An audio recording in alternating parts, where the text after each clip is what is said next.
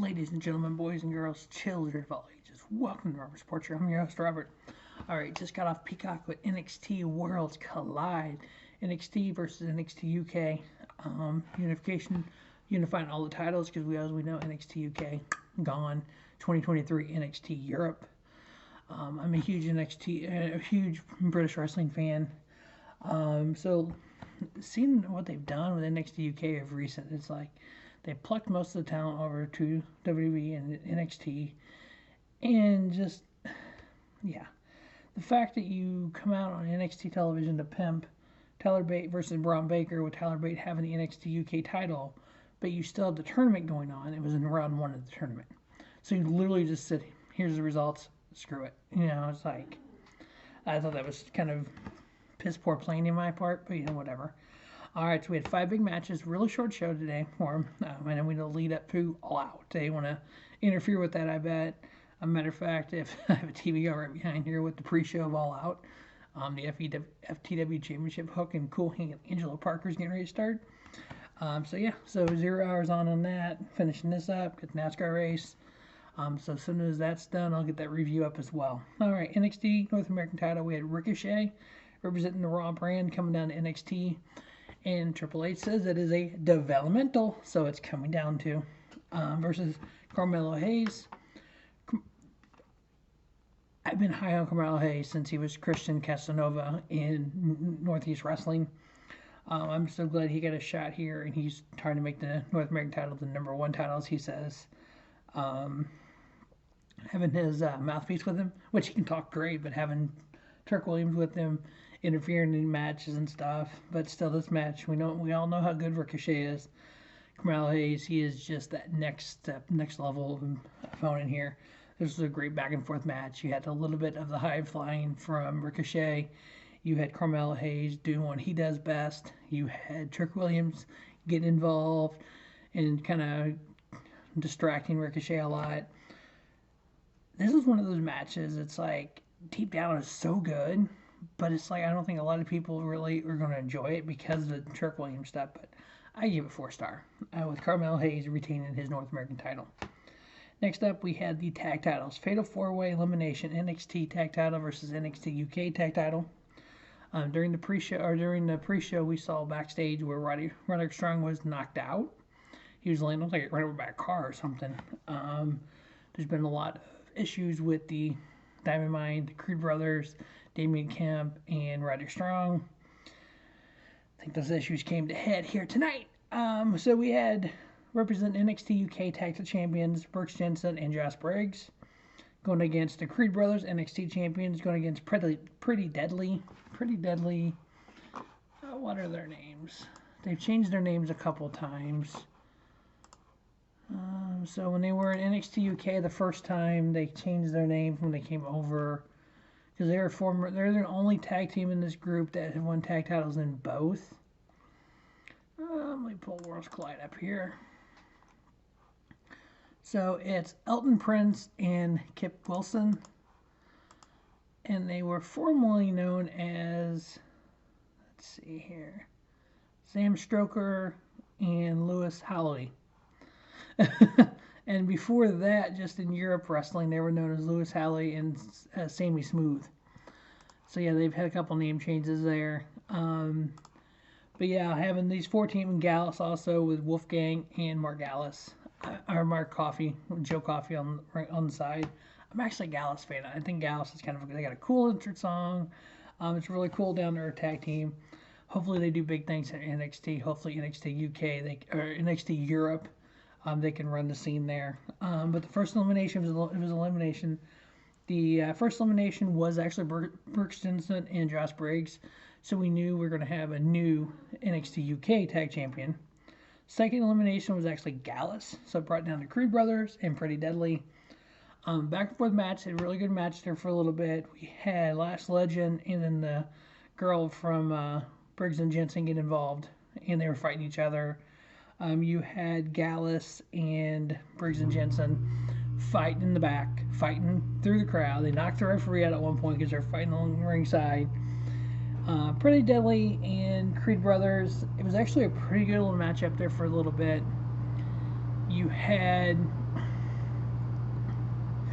when the referee got knocked down, you had one of the Pretty Deadly guys grab a chair.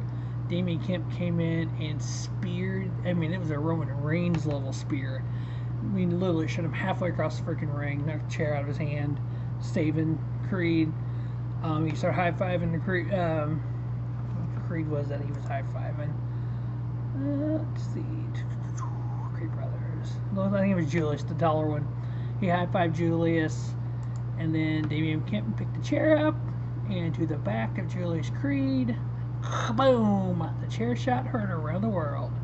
Damien Kemp turns on the Creed brothers, which basically tells me the Creed brothers are now going to be out of Diamond and Mine. Diamond and Mine's going to be Roddy Strong and Damien Kemp. Unless Damien Kemp is the one that took out Roddy Strong, which they were, Wade Barrett was alluding to. It was Julius Creed that did it, so we'll see where that ends up. But new, undisputed NXT Tag Team Champions, the Pretty Deadly, the team of Elton Prince and Kip Wilson. I believe they are a two-time NXT Tag Team Champions, if I remember correctly. I thought they won it once before. In one moment, we'll double check that real quick here. Oops, wrong one. This one. Don't you love when you go to click on things and get happy click and click on the wrong thing, then you can't click on the right thing? Alright. Yeah, Pretty Deadly, a two-time Tag Team Champions. The Creed Brothers held them for 92 days. Creed Brother actually beat Pretty Deadly as well. And that stipulation, when Creed Brothers won over Pretty Deadly, if Creed Brothers had lost, they would have had left Diamond Mine. So they left Diamond Mine now. So that is definitely going to be kind of fun to see what goes on with that. But that is new Tag Team Champions. They're the Unified Tag Team Champions. Next up, we had a triple threat for the NXT Women's title, NXT UK Women's title. We had Meiko Satomura, who is the NXT UK Women's Champion, Mandy Rose, who is the NXT Champion, and then Blair Davenport. Blair Davenport was the #1 contender for NXT UK Women's title. That's how she got in this match. Meiko Satomura, one of the finest British wrestlers in the history of professional wrestling. She actually started wrestling Japanese, my bad. She's Japanese. She actually started wrestling at the age of 16 in WCW. But yeah, she's been a long time NXT UK Women's Champion. Blair Davenport, formerly known as Bea Priestley, she actually used to be in a relationship with Will Ospreay. I know when the pandemic hit in 2020, when everything kind of shut down, there was an indie show, I think it was in the UK, and it was just a bunch of indie wrestlers kind of got together, did no crowd, no nothing, just did a show, put it online, it was on YouTube, and Bea Priestley and Will Ospreay had a match, 4-star match. I mean, this lady is uber talented, she's one of the most talented women out there. But having her going against Mandy Rose and Meiko Satomura, I was looking forward to this match. The tag match, I give it 3.5. This match wasn't, I thought it was going to be better than it was. It seemed like Mandy Rose didn't fit in with Blair and Meiko. They obviously have history because of NXT UK. But Mandy Rose ended up getting the victory, so she unified the titles. She ended up pinning Blair Davenport, so Meiko did not get pinned. And I note that because I'm pretty sure coming up it's going to be Meiko versus Mandy Rose unless they get rid of Meiko and don't keep her, which would be a travesty. But go to AEW and wrestle Dr. Britt Baker. I mean, they could move her to the main roster and put her against Asuka or Io Sky. I mean, hell, that'd be awesome too. But yeah, so Mandy Rose, your Unified Women's Champion, I give it 3.5 as well. Next up, we had the NXT Women's Tag Titles on the line, which was kind of a random thrown together thing. You had Doudrop, call for Piper Niven, please, if she can move back in NXT. With Nikki AS, almost superhero Nikki, which she's been almost a superhero for like a year now. Going up against Candice Chance and Kayden Carter.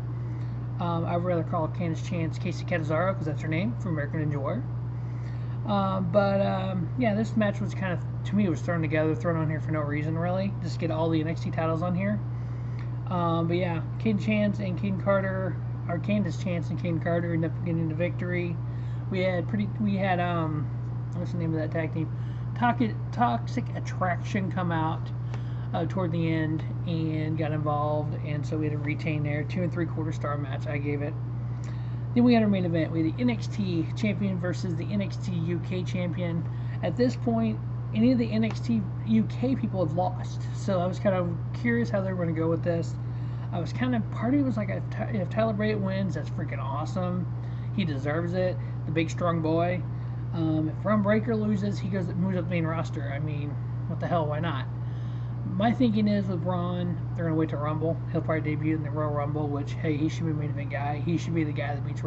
My opinion right now, if Cody, unless you get Cody to do it, which would push Cody back up when he comes back, is either have Cody win the Rumble and then beat Roman at Mania, or you have Cody win the Rumble and you're not having that February pay-per-view anymore. So it's kind of like, if you want to do Rock and Roman, you've got to take that title off of Roman, because I don't think Rock and Roman needs to be for the title. Maybe they do it for the title, and then I don't know what you do then with the Royal Rumble winner. I mean, that's kind of, unless you do, since Roman's beat everyone, you do another Rumble with the title on it, and then have Braun win it, or have somebody like that, or Cody win it, and then basically Roman loses the title.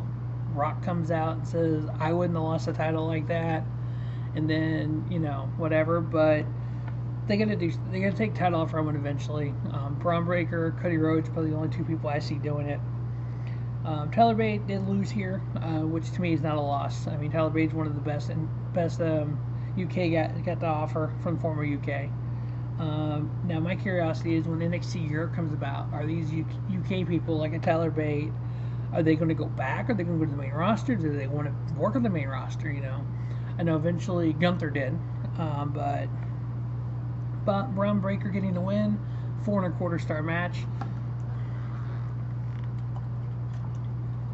So yeah, it was really enjoyable. This is one of the best Worlds Collide they've had. Overall, this almost would rank with some of the NXT takeovers from back in the day.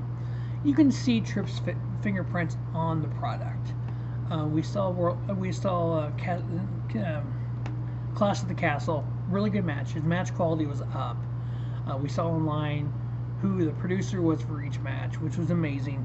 Abyss was the best one. Okay, I'm fine with that. But yeah, so I love to see the producers of these matches too. We're getting back there with good product, and that's what we need. We need good storytelling, good product. AEW's got the product. I know a lot of people are down on AEW because the storytelling's not there, and everybody's unhappy backstage. Everyone's released. One person said this, maybe a faction, but it's almost like when they worked for NXT, they got fired from NXT. The guy that fired them left, so now they're calling them back.